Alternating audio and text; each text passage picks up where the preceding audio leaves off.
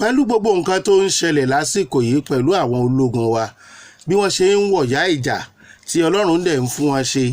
pẹ̀lú àwọn ìrànlọ́wọ́ àwọn nǹkan ogun àwọn ọmọ ogun Amẹ́ríkà àti ti Israeli àwọn intelligent wọn pẹ̀lú ìfọwọ́sowọ́pọ̀ gbogbo wọn àwọn ọmọ ogun wa wọ́n ń fakọyọ adẹ̀dúpẹ́ lọ́dọ̀ Ọlọ́run ó dájú pé ìfẹ̀míṣòfò àti ìgbésùmọ̀mí kò ní pẹ́ di nǹkan tí ó lọ sí òkun gbàgbé bẹ́ẹ̀ ni àmọ́ síbẹ̀síbẹ̀ a máa béèrè lọ́wọ́ ara wa pé tó bá lo òkun gbàgbé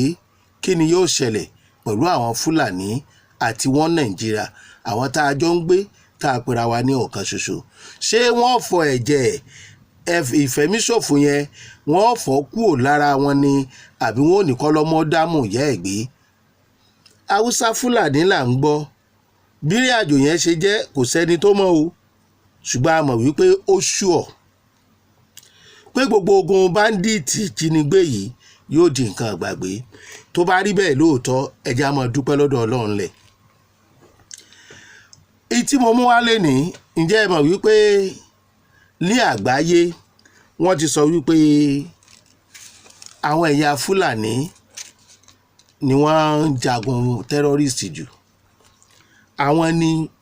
terrorist lágbàáyé gbogbo bí tẹ́ bá ti ń gbọ́ terrorist ìran Fúlàní ni wọ́n ti declare wọn as one of the most they are the most terrorist tribe. Ìtò ń dùn mí ń bẹ̀ ni pé wọ́n sọ fún wa pé Nàìjíríà because ọmọ Nàìjíríà ni wọ́n pè wọ́n bó tiẹ̀ jẹ́ pé Fúlàní kì í ṣe ọmọ Nàìjíríà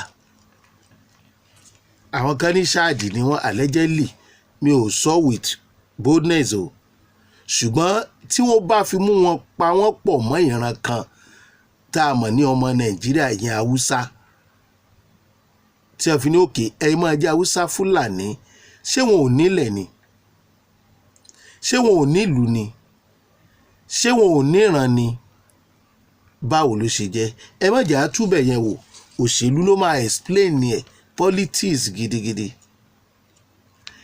Ilẹ̀ Haúsá ni ayé mọ ilẹ̀ Haúsá sí níjọ́ aláyé ti dáyé àwọn là ń pè ń sànú bá a bá fẹ́ kí wọn alárèkiri la wọ́n mọ àwọn Fúlàní sí bí wọ́n ṣe fọgbọ́n ẹ̀sìn ọgbọ́n ẹ̀wẹ́ tí wọ́n fi ń di emir sílẹ̀ Haúsá tí wọ́n fi gbàgbára lọ́wọ́ àwọn Haúsá àwọn lóye o làwa ṣe ń pariwo ńlẹ̀ wá ń bi pé ẹ má jẹ́ kí ẹ̀sìn Islam tí wọ́n ń gbé bọ̀ yìí ọ̀nà tí wọ́n ń gbà á gbé bọ̀ ẹ má jẹ́ ó di wàhálà lé wa lórí. Now tí wọ́n bá wá lè declare ìran Fúlàní gẹ́gẹ́ bí Fúlàní militant tí wọ́n describe wọn gẹ́gẹ́ bí #1 terrorist in the whole world ẹ jọ̀ọ́ nítorí Ọlọ́run ṣebí Nàìjíríà tí àwọn ń claim pé ọmọ Nàìjíríà làwọn ṣebí àwọn ni wọ́n ń sọ yẹn ṣé terrorist nìran ti ẹni kí wá lóde tí Fúlàní yàtọ̀ sí pé wọ́n ń bà wá lójú jẹ́ wọ́n ń bà wá lórúkọ jẹ́ pàápàá tá a bá wá sọ wípé wọ́n Nàìjíríà ni wá ká gbà pé wọ́n Nàìjíríà ni wá ṣùgbọ́n ṣé wọ́n Nàìjíríà yẹn máa ṣì máa wọ́ọ̀kì lọ. Bàbá wa ààrẹ orílẹ̀-èdè Nàìjíríà àsìkò tó àpá aláṣẹ o à ń dábàá náà ni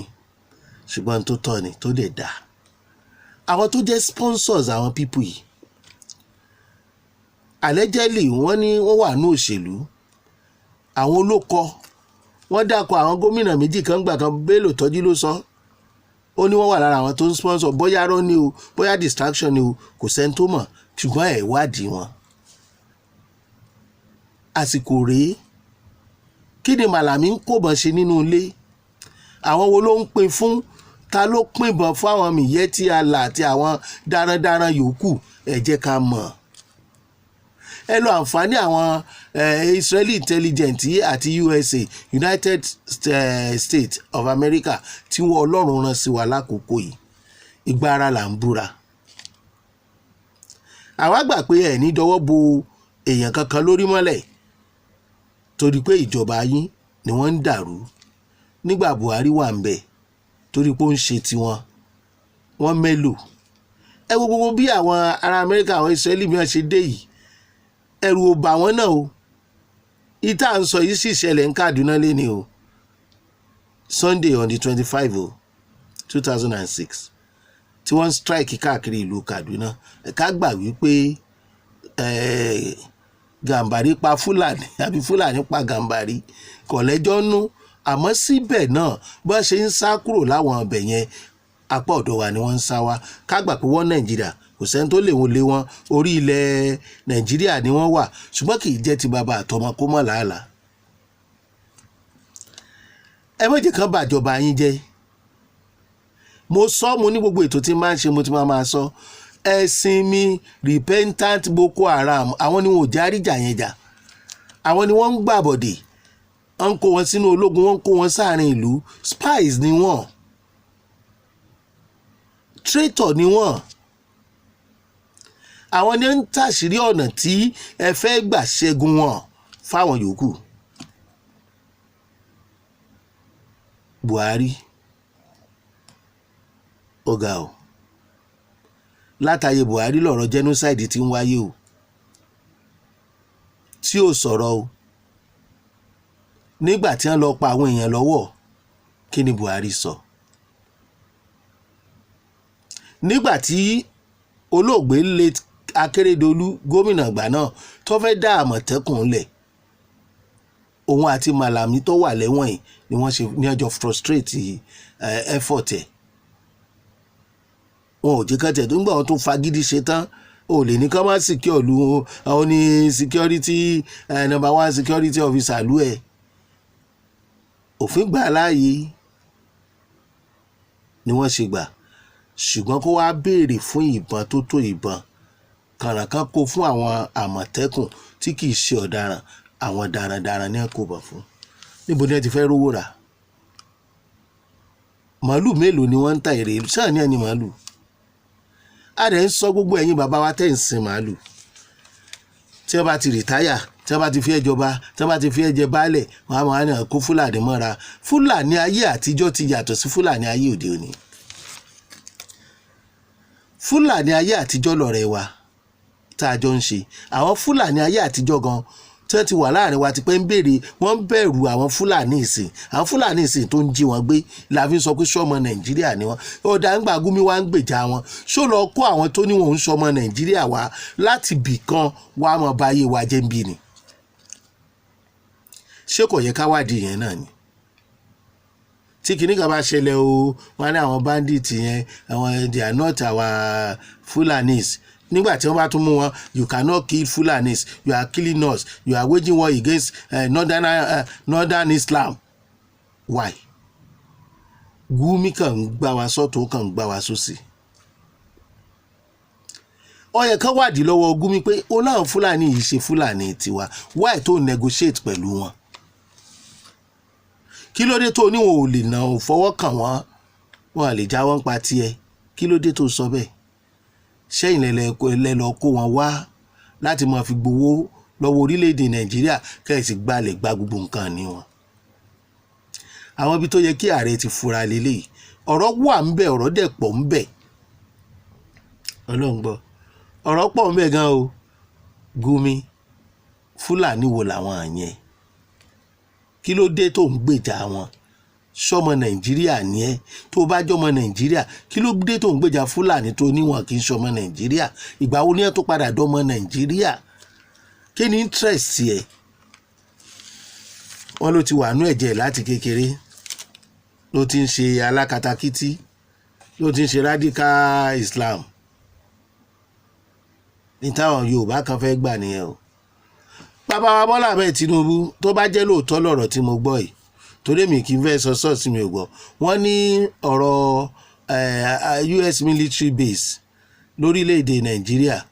wọ́n ní ó dò mọ́ inú allegedly tó bá jẹ́ bẹ́ẹ̀ ni èèyàn ní ìsà ká béèrè lọ́wọ́ àwọn èèyàn ṣá àwọn kan sọ wípé ó dáa kò dáa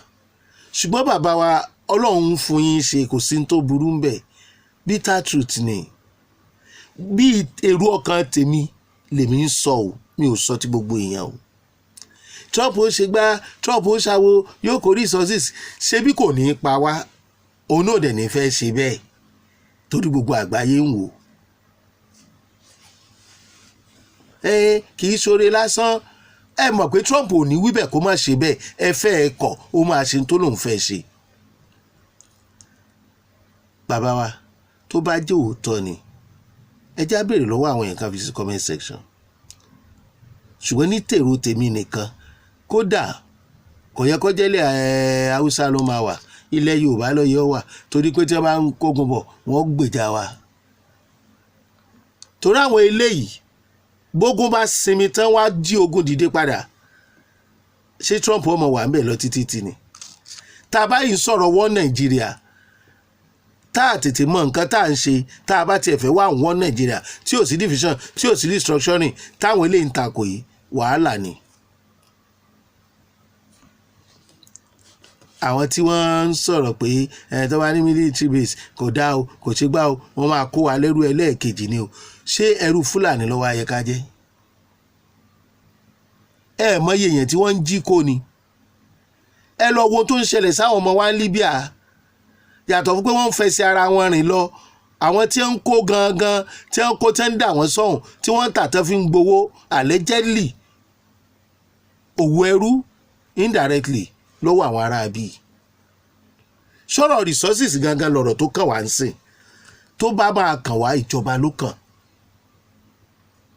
Excellency Bola Ahmed Tinubu, ẹ̀yin ló kàn. You know the right thing to do.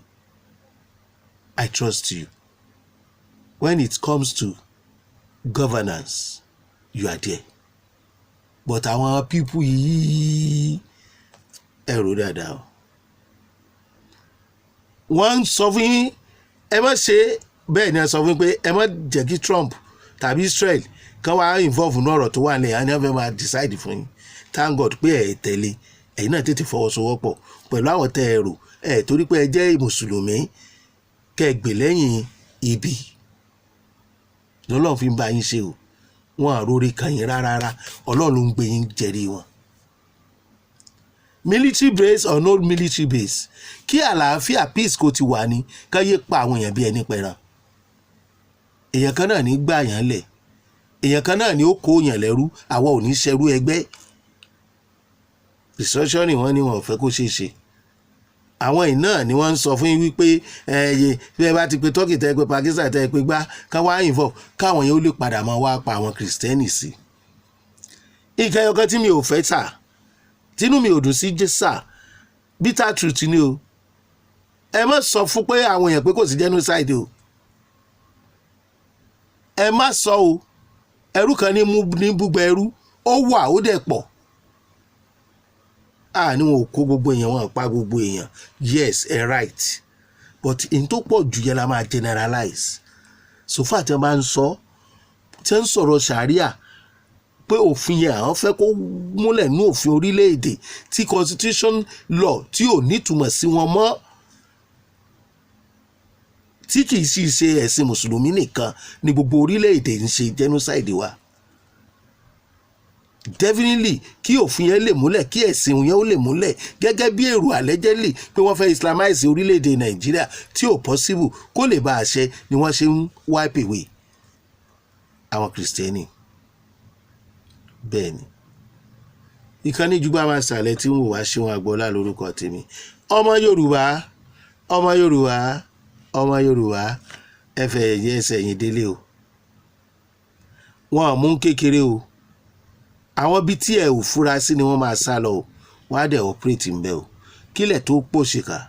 ohun rere ò ti bàjẹ́ o. Kẹ́ ẹ tó fura, wọn ò ti ṣiṣẹ́ bí wọn lọ o.